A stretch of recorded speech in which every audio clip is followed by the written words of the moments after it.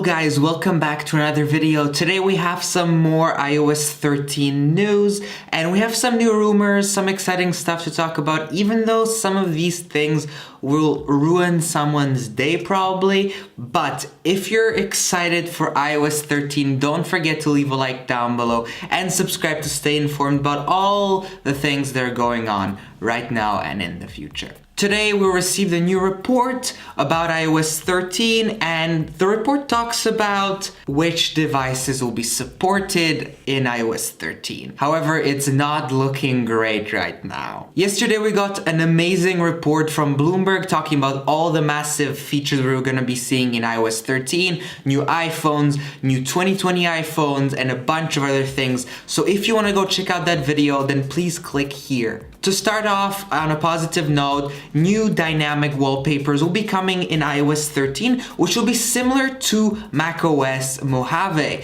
which is great. If you have a Mac, you can see that you can set a dynamic wallpaper, which basically darkens during the day, showing sunset, sunrise, all that. We will be seeing probably a dark mode, which will be kind of a dark version with it, where your screen's gonna get darker during the day, or if you stick with the light version, your screen's just going to get lighter in the morning and slowly darker in the evening. That will finally refresh the old dynamic wallpapers with this bubble and all this, which is kind of dumb, but this is an amazing start of the video. Now let's get into the supported devices for iOS 13. As you know, iOS 12 was a huge update. It was released to most of the devices Apple has released because of the bug fixes and stability. So you got iOS 12, however now iOS 13 will be coming to only a limited amount of devices.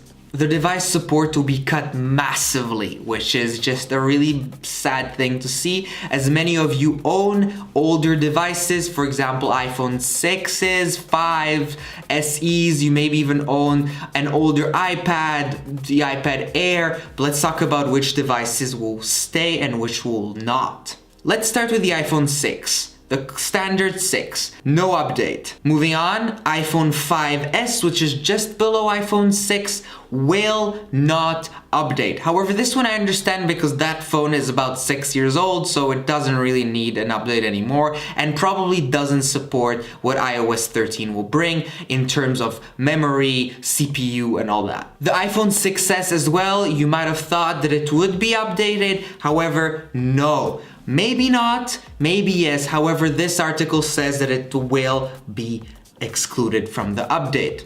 The iPhone SE, which is a phone that many people have right now, will probably get excluded as well, and based on this report, probably yes. However, that's unsure since the SE is from 2016, which is not a long time ago, and that's only 3 years. So we may not be sure about that, but it is a possibility. So many people have these kind of phones, all of these older models, especially the SE. I've seen a lot of them around, and those will probably not be updatable anymore. So you should just start probably saving up or just get over the fact that you'll have to be with iOS 12. Let's talk about the iPads now. If we start with the iPad minis, the iPad mini 1, 2, and 3 will not update anymore. iPad mini 4 is questionable, but probably not based on this article. So if you have the latest iPad mini, it's not going to be updatable, but that's maybe not a bad thing since the iPad mini 5 is rumored to come very soon at a very good price. All the older iPads except the 2018 iPad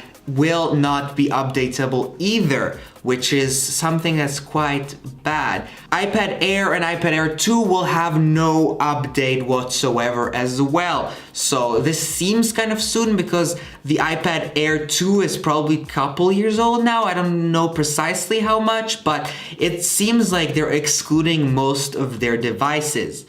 iPod Touch 6, if you're an owner of the iPod Touch 6, you will receive no update either. But however, things get even worse now.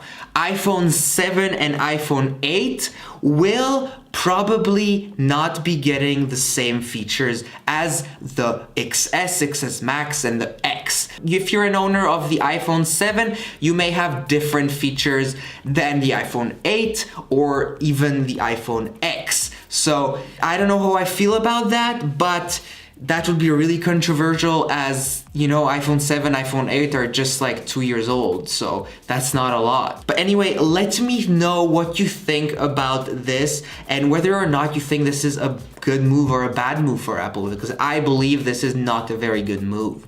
iOS 13 is on track to be released to the developers in June during WWDC, just shortly after, so we're just 5 months away from an iOS release, which is just super exciting. However, do we want such an update of iOS 13 that will cut out most of the devices? Well, if the features are so optimized for the newest iPhones that they bring so much more, then probably yes.